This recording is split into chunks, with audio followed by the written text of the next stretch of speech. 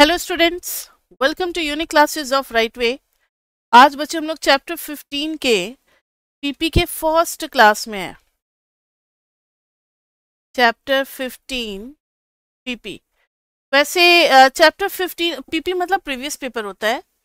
Chapter 15 में बहुत कम ही question है जो डायरेक्टली आते हैं आपके पेपर में। ठीक है, 15 में टॉपिक कम है, लेकिन 15 नहीं सीखोगे तो 16 नहीं आएगा, 15 और 16 नहीं आएगा तो 17 नहीं आएगा, 15, 16, 17 नहीं आएगा तो 18 नहीं आएगा। तो इस तरीके से अगर देखा जाए तो सभी चैप्टर्स के बेस क्या होते हैं, 15 होते हैं।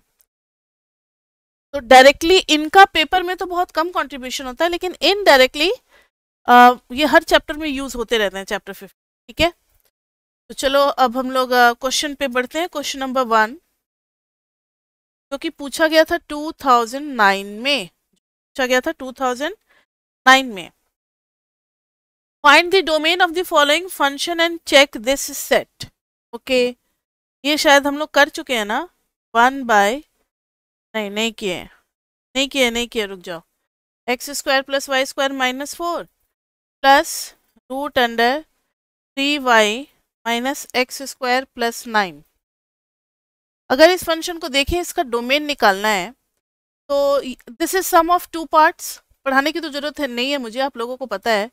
x² + y² - 4 पूरा लैंग्वेज के साथ लिखेंगे कि डिनोमिनेटर में भी और अंडर रूट में भी है।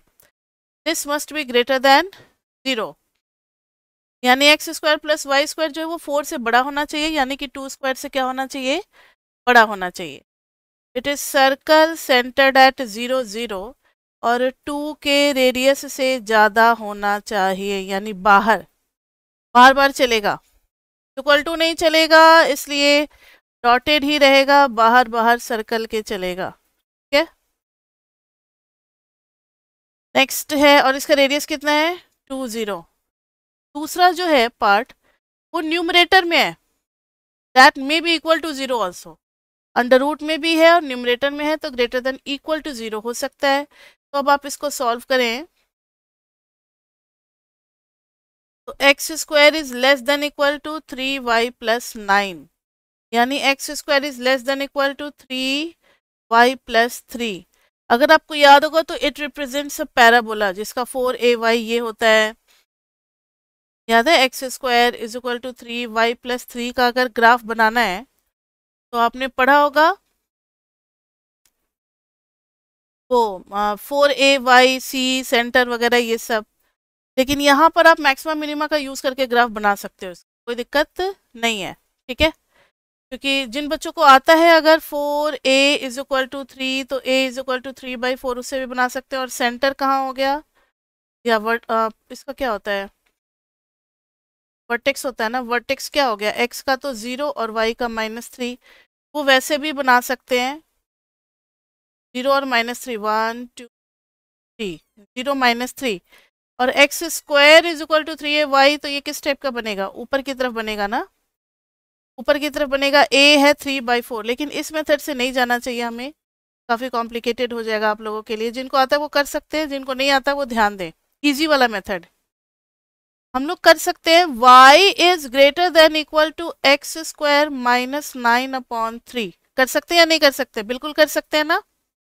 मैंने y के लिए इसको सिंप्लीफाई कर दिया, 3y is equal greater than equal to x² - 9, तो y is greater than equal to x² - 9/3, y is greater than equal to x²/3 - 3। अब आपको ग्राफ बनाना है y is equal to x²/3 - 3 का। सो सिंपल, बस maximum minima का use करके आपको graph बना देना है। तो आप dy/dx निकालोगे तो आ जाएगा 2x/3। जब आप इसको इक्वल टू 0 करोगे तो x इज इक्वल टू 0। जब आप d2y/dx2 करोगे तो आ जाएगा 2/3 which is greater than 0। So case of minima, तो मिनिमम वैल्यू कितना हो गया बता सकते हो कोई, मिनिमम वैल्यू मिलेगा f(0). तो बस इस x की जगह क्या डाल देना है, 0। मिनिमम वैल्यू मिल जाएगी y इज इक्वल टू 0 - 3, तो y इज इक्वल टू -3, ये हो गई मिनिमम वैल्यू। और आपको अगर पॉइंट चाहिए क्या, पॉइंट ऑन एक्स एक्सिस और वाई एक्सिस, तो ऑन वाई एक्सिस के लिए आप पुट कर दो कि X is equal to 0, Y is equal to -3, एक ही पॉइंट मिला। लेकिन ऑन एक्स एक्सिस के लिए आप पुट करेंगे क्या, Y is equal to 0, X square by 3 -3 is equal to 0, which implies X square by 3 is equal to 3, तो X square is equal to 9, तो X is equal to +-3। Graph तो बन जाएगा बच्चे, 0 1 2 3, ये हो गया 0 -3, एक्स इज इक्वल टू +-3, उधर भी चलना है 3 यूनिट, 1 2 3 1 2 3, इस तरीके से आ जाएगा।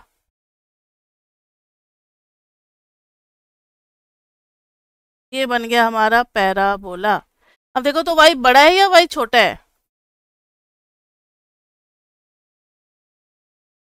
y इज ग्रेटर देन है, तो जो अपवर्ड रीजन होगा आसमान की तरफ, वर्टिकली अपवर्ड की तरफ खुला हुआ, उसको लेंगे। दैट मीन्स कि ये वाले रीजन को लेंगे। और ऑन द पैराबोला भी है तो इसको भी डार्क कर देंगे, बाउंड्री को भी, ठीक है। ये बन गया हमारा पैराबोला। अब दोनों को कंबाइन करना है, पहला वाला तो भूल ही गए, 2 2 के साथ है, ठीक है। कंबाइनिंग बोथ,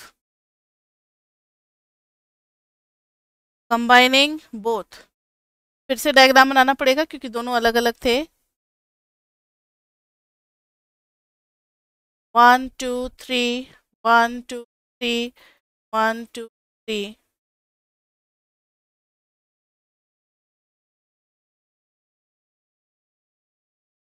और रेडियस 2 का सर्कल 1 2 वो डॉटेड में है।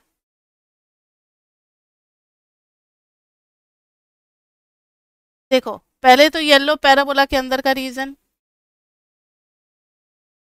2 जो है वो सर्कल के बाहर का रीजन है, जहां जहां ग्रीन हुआ है वो रीजन ले लेंगे।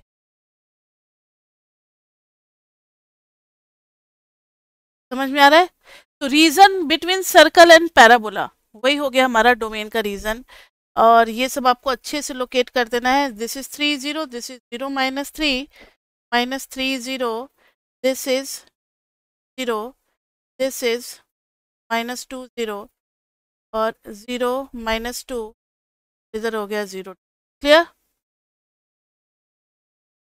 ये था हमारा क्वेश्चन नंबर 1। तो जहां भी ग्राफ में ना समझ में आए, आप लोगों ने चैप्टर 9 पढ़ा हुआ है, मैक्सिमा मिनिमा कॉन्केव कॉन्वेक्स वो सब यूज करके बनाओगे, ग्राफ बिल्कुल एक्यूरेट बनेगा और इधर उधर दिमाग दौड़ाने की जरूरत नहीं है।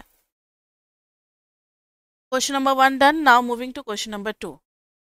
2011 में पूछा हुआ क्वेश्चन है, determine the definiteness of the following quadratic form. तो भाई ये तो बहुत इजी है, x1 + x2 का होल स्क्वायर, ये क्या होगा हमेशा ग्रेटर देन इक्वल टू 0, तो क्या लिख देंगे पॉजिटिव, ये ऑब्जेक्टिव टाइप का क्वेश्चन होगा, पॉजिटिव सेमी डेफिनेट। दूसरा क्या है, quadratic x1 x2 equal to -x1 + x2 का होल स्क्वायर, माइनस लग जाने की वजह से negative semi definite, negative semi definite, ठीक है। क्वेश्चन नंबर 3 2013, हाँ ये बढ़िया क्वेश्चन है। Output QT is related to capital stock. QT का रिलेशनशिप दिया हुआ है a e⁴ α_t, kt is capital stock to the power beta into labour supply LT to the power 1 - beta. Question एक बार फिर से पढ़ते हैं। आउटपुट QT, ठीक है, QT आउटपुट है, is related to capital stock KT and labour supply LT as follows, where A α is greater than 0 और बीटा जो है वो 0 और 1 के बीच में है। नाउ सी फाइंड, अच्छा अभी क्वेश्चन तो है, find an expression for the rate of growth of output in terms of the constant and the rate of growth of capital stock and labor supply. मतलब हमें रेट ऑफ ग्रोथ और output in terms of constant भी निकालना है और rate of growth of capital stock and labour supply. ठीक है, constant, capital stock और लेबर सप्लाई, इन सब के रिस्पेक्ट में रेट ऑफ ग्रोथ निकालना है. तो कुछ नहीं करना, इसको हम लोग डिफ्रेंशिएट कर देंगे. किसके रिस्पेक्ट में? With respect to T partially या टोटल, जो भी कहो, टी के रिस्पेक्ट में बस. तो Q T D Q T by D T, ध्यान से देखना.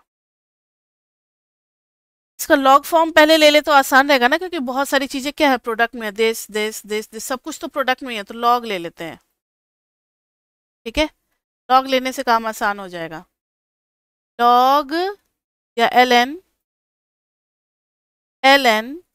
Q T equal to L N A plus L N E to the power alpha T का क्या हो जाएगा, एल एन ई कैंसिल हो जाएगा, अल्फा टी बच जाएगा, प्लस ये बीटा आ जाएगा साइड में, एल एन के टी आ जाएगा, और 1 माइनस बीटा आ जाएगा साइड में, एल एन एल टी आ जाएगा. अब आपके दिमाग में ये क्वेश्चन आ रहा है कि मैम आप कर रहे हो तो समझ में आ रहा है, लेकिन हमारे दिमाग में कैसे आइडिया आएगा कि हमें क्वेश्चन में करना क्या है.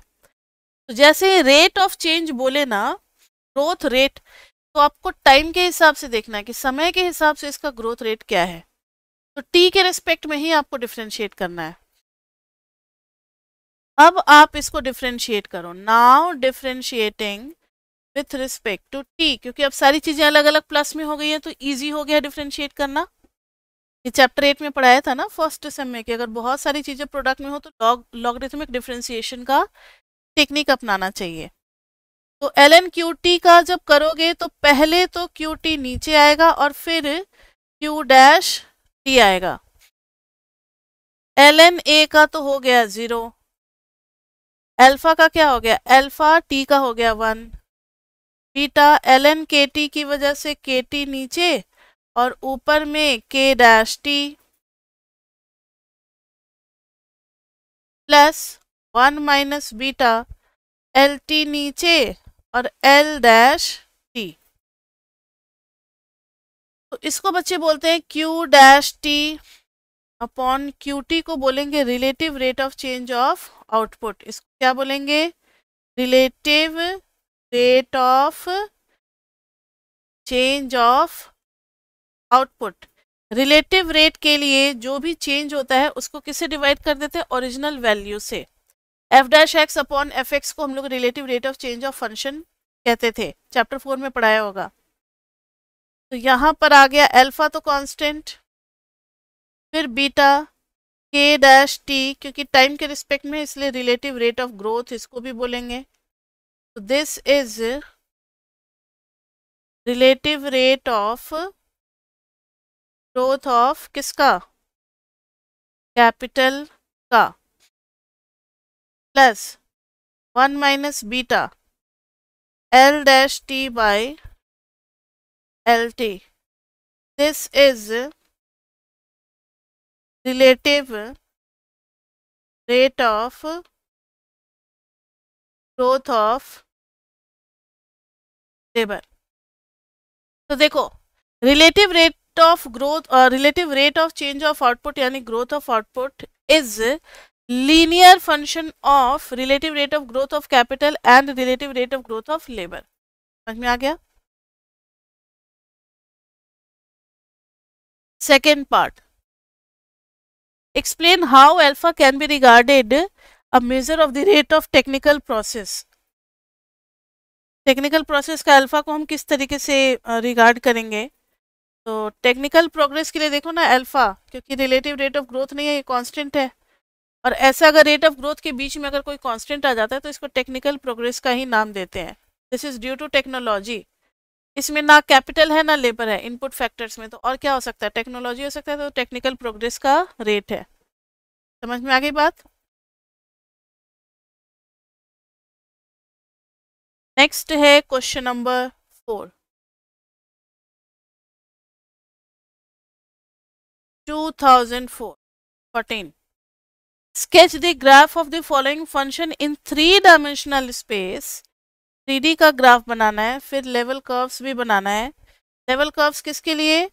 For c is equal to 0 and 2, दो के लिए लेवल कर्व बनाना है। फंक्शन क्या है? f(x,y) equal to 2 minus X minus Y for x greater than equal to 0, y greater than equal to 0, f(x,y) is greater than equal to 0। तो देखो 3D में curve बनाओगे तो z is equal to 2 minus X minus Y, ये आ जाएगा x plus is equal to 2, x by 2 plus y by 2 plus z by 2 is equal to 1। तो it is a plane, ये प्लेन रिप्रेजेंट कर रहा है ना, विथ x इंटरसेप्ट कितना? एज 2, y ये x इंटरसेप्ट है, ये y इंटरसेप्ट है और ये z इंटरसेप्ट है, सेम है। y इंटरसेप्ट कितना? एज 2, और z इंटरसेप्ट कितना? 2। 3D में पूछेगा तो बहुत इजी, या तो कोन होगा या यही प्लेन होगा या फिर स्फीयर होगा, इससे ज्यादा नहीं पूछना। इधर कर दोगे x, इधर कर दोगे y, इधर कर दोगे z, 1 2 1 2 1 2। आप तीनों को ज्वाइन कर दोगे, you will get a triangular plane. यही है प्लेन 3D का फेस। एक ही प्लेन होगा, प्रिज्म नहीं होगा, एक ही प्लेन होगा। ठीक है, ये हो गया 2 0 0, ये हो गया 0 2 0, ये हो गया 0 0, ये तीनों हो गए हमारे ट्रायंगुलर प्लेन। अब लेवल कर्व के लिए, लेवल कर्व के लिए c is equal to 0 put करना है और c is equal to 2। c मतलब z, तो c is equal to 2 minus X minus Y, तो 0 is equal to 2 minus X minus Y, which implies x plus Y is equal to 2, which implies x by 2 plus Y by 2 is equal to 1। ये एक line होगी कि x पे 1 2, y पे 1 2, ये हो गया line. c is equal to 2 के लिए 2 is equal to 2 minus X minus Y, ये हो गया 0, x plus Y is equal to 0, तो y is equal to minus X, it's this line. Level curve आप ऐसे बनाओगे 1 2 1, एक ये बनेगा, ये किसके लिए? c इज इक्वल टू 2 के लिए। एक बनेगा ये c इज इक्वल टू 0 के लिए, 0। ठीक है,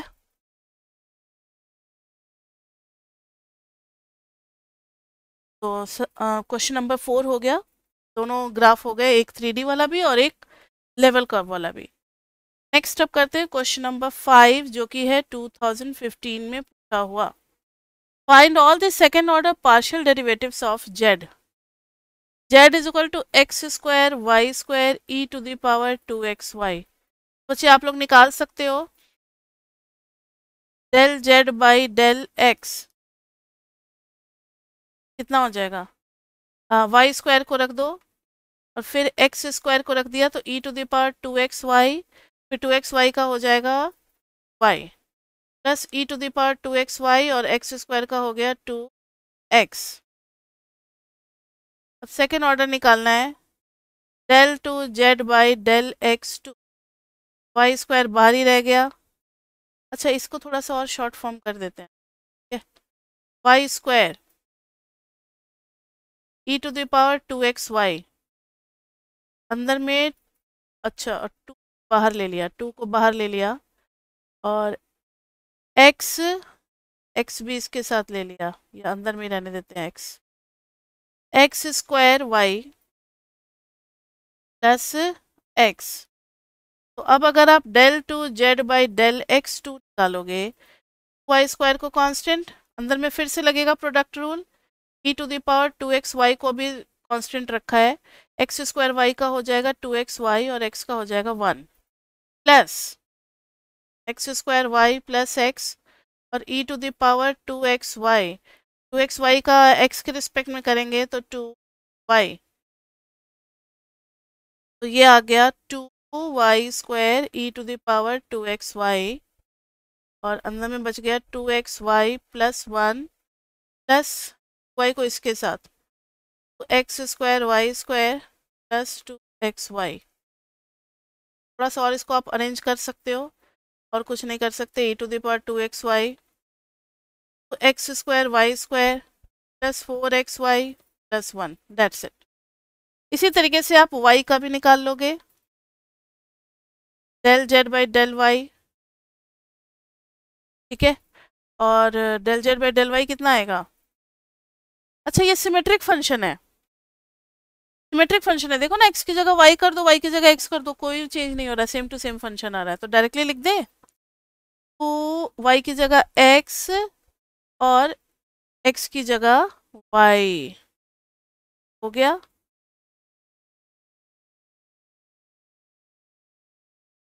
लेकिन ये तो सेकंड आ गया ना, लेकिन del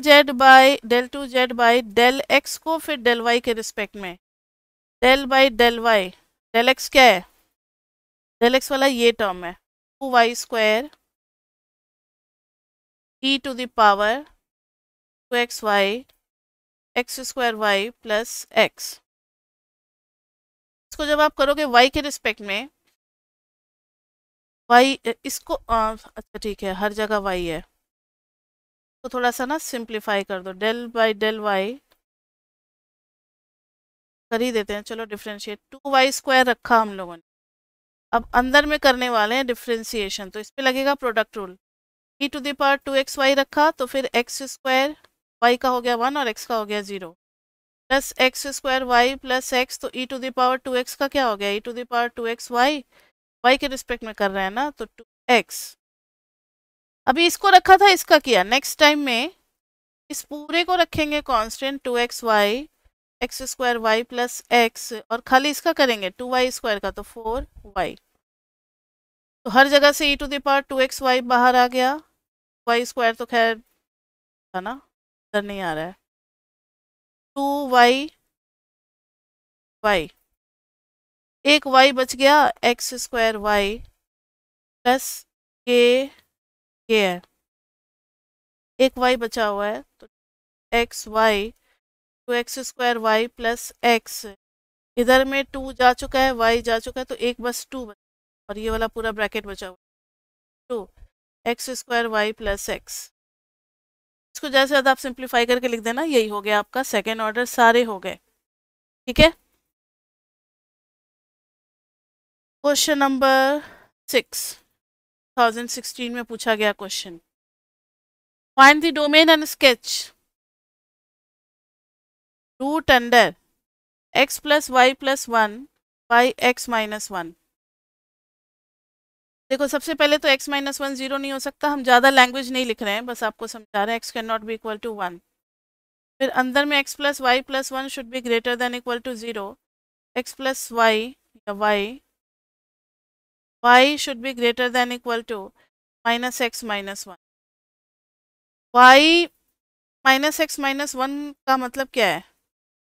पहले तो y = -x - 1 का बनाना पड़ेगा डब्बा, जिसमें 2 पॉइंट होंगे x और y, x 0 तो y -1, और y 0 तो x = -1, ठीक है, x + y = -1 आ गया, तो दोनों का -1 -1, ठीक है, ये रहा -1 और -1, इट इज दिस लाइन। और दूसरा है कि हमें 1 नहीं लेना, x is not equal to 1, x is not equal to 1, ये रहा 1। देखो, इस लाइन के लेफ्ट और राइट में आप जा सकते हो, और इस लाइन के ऊपर ऊपर रहना है। देखो, इस टाइप का शेडिंग होगा, एक तो ये ट्रायंगल जो बीच में फंसा हुआ है, और एक इधर, और ऐसे कर दो, मतलब इस वाले लाइन के ऊपर का एरिया, लेकिन बस x = 1 नहीं लेना हमें, समझ में आ गई बात? तो ये है x = 1, 1 के लेफ्ट में, राइट में, अबव दिस लाइन, कौन सी लाइन? y = -x - 1 line. समझ में आ गई बात? Question number 7, 2017. Sketch the level curves for the following function at heights defined by k. पहला, fxy is equal to y cube minus x square at height k is equal to 0. चलो बनाते हैं. 0 is equal to y cube minus x square. Y cube is equal to x square. Y is equal to x square to the power 1 by 3. Y is equal to x to the power 1 by 3 का square. सबसे पहले y is equal to x cube का बनेगा curve. आप चाहो तो maximum minima से भी बना सकते हो, कोई दिक्कत नहीं है. उसके बाद से ये हो गया एक्स क्यूब का ग्राफ. फिर इसका मिरर इमेज बनाओगे.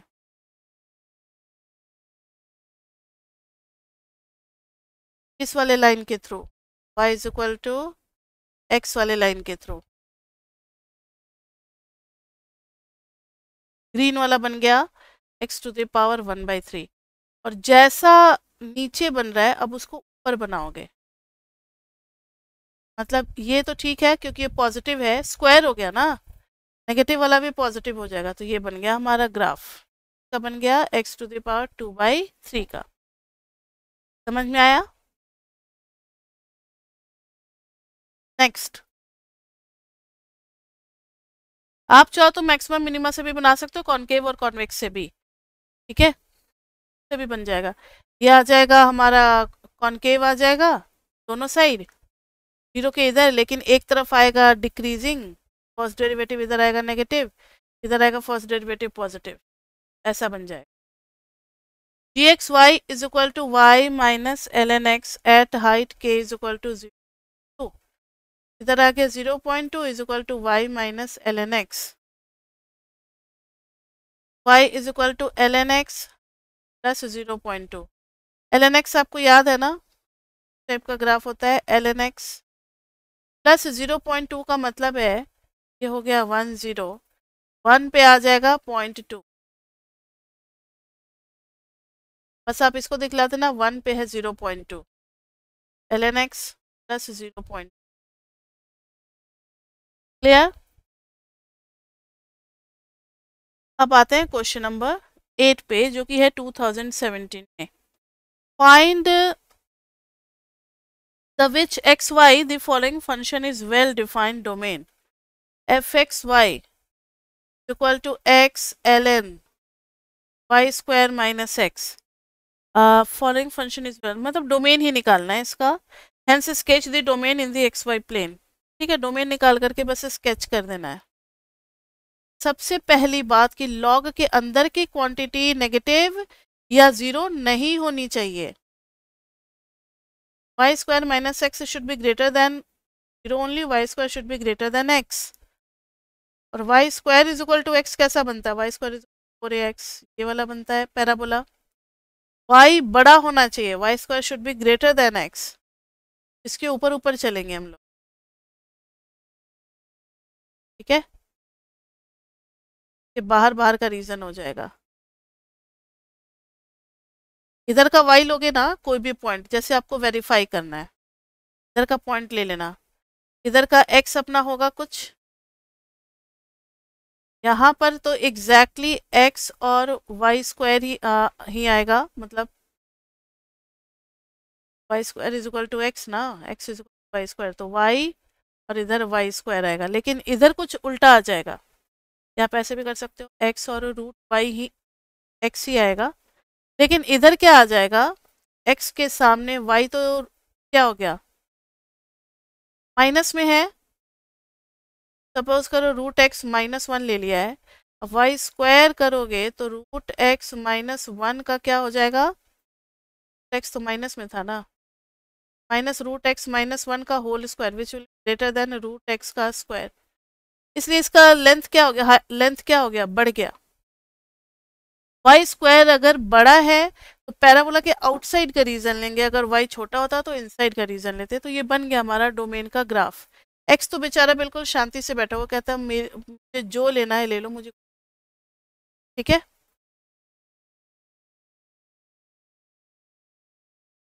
क्वेश्चन नंबर 9 2017 में पूछा हुआ क्वेश्चन है, find the equation of tangent plane to this surface F X Y is equal to X square plus Y square plus E to the power X Y at point 102। देखना जरा, F X dash निकालोगे तो 2x plus E to the power X Y Y, F Y dash निकालोगे तो आ जाएगा 2y plus E to the power X Y into X. अब at 102 F X dash कितना आ जाएगा 1 और E to power 1 0 to the power 0 हो गया 1 और इंटू वाई 0 क्या गया 2। एफ वाई डैश करोगे तो इंटू 0 0 ही रह गया, ई टू द पावर 0 इंटू 1, ये 1 ही रह गया बच्चे। और आपको इक्वेशन ऑफ टेंजेंट प्लेन तो पता ही है, इक्वेशन ऑफ टेंजेंट प्लेन तो आपको पता है, z minus Z nought equal to F X dash into X minus X nought plus F Y dash into Y minus Y nought. तो इधर आ जाएगा z minus Z nought is, ये X nought है, ये वाई नॉट है और ये जेड नॉट है, equal to F X dash is 2 X minus X nought plus F Y dash is 1 Y minus Y nought. z minus 2 is equal to 2x minus 2 plus Y, ये आ गया 2x plus Y minus Z equal to plus 2 minus 2 उधर जाकर के हो गया 0। The equation of tangent plane. ठीक है, अब लास्ट क्वेश्चन है क्वेश्चन नंबर 10 2018 का। आप कहोगे मैम उसके बाद के क्वेश्चंस का है, तो उसके बाद के क्वेश्चंस आपको पेपर में कराए जाएंगे। तो 2019 का पेपर होगा, 20 का पेपर होगा, इन सब पेपर्स में आपको क्वेश्चन मिलेंगे। ठीक है, तो प्रीवियस पेपर्स आप ढूंढना, अलग से जो फुल पेपर है उसमें क्वेश्चंस कराए गए हैं। State and sketch the domain for the function. अब इस फंक्शन का भी डोमेन ही बनाना है, मतलब चैप्टर 15 से वो क्या पूछ सकते हैं, डोमेन, डोमेन पूछ सकते हैं, लेवल कर्व्स पूछ सकते हैं, डेफिनेटनेस पूछ सकते हैं, और ये टेंजेंट प्लेन, 4 ही टॉपिक बनता है, इजी है सब। बताओ तो जरा, रूट अंडर क्या बताता है कि y minus X should be greater than equal to 0, y should be greater than equal to x, y is equal to x is this line, इससे ऊपर यानी ये वाला पार्ट हो गया। और ln y माइनस एक्स बताता है कि y minus X should be greater than 0, y should be greater then x। तो यानी इज इक्वल टू नहीं लेना, रूट तो कह रहा है कि आप इज इक्वल टू ले सकते हो, लेकिन लॉग ने मना कर दिया कि नहीं बच्चे, y माइनस एक्स 0 मत लेना। फाइनली आप ऐसे दिखलाओगे, y is equal to X is this line, y is equal to x। अब आप इसके ऊपर में बस शेड कर दोगे, दैट्स योर रीजन। समझ में आई बात? अच्छा, नहीं नहीं नहीं नहीं बच्चे रुक जाओ, इतना जल्दीबाजी नहीं, यहाँ ना प्लस है क्वेश्चन में, y प्लस तो y is greater then minus x, ऐसे भी होगा y is greater then minus x, यानी इसके ऊपर रहना है और इसमें इसके ऊपर रहना है। कौन सा रीजन निकलेगा कॉमन, जो दोनों को सेटिस्फाई करे, यही निकल रहा है ना, निकल रहा है। तो इस लाइन के राइट में भी और उस लाइन के ऊपर है, लेकिन किसी एक को डार्क करना, y is greater than equal to x को डार्क कर सकते हैं, इसको ना डार्क कर सकते हैं, जबकि ये हमेशा डॉटेड में ही होगा। यही होगा yellow shaded region with 1 boundary, that is our domain in this question. ठीक है बच्चे, तो इसके बाद अब कुछ है नहीं, इसके बाद अब आपको मिलेगा फुल पूरे पेपर कराए गए, उन सब में सब हर चैप्टर के क्वेश्चन मिलेंगे। इतना प्रैक्टिस के लिए इनफ है, उसके बाद के क्वेश्चन आप पेपर में देख सकते हो। That's all for today, see you in the next class with a new topic, then see you in the next class, bye bye bye bye bye.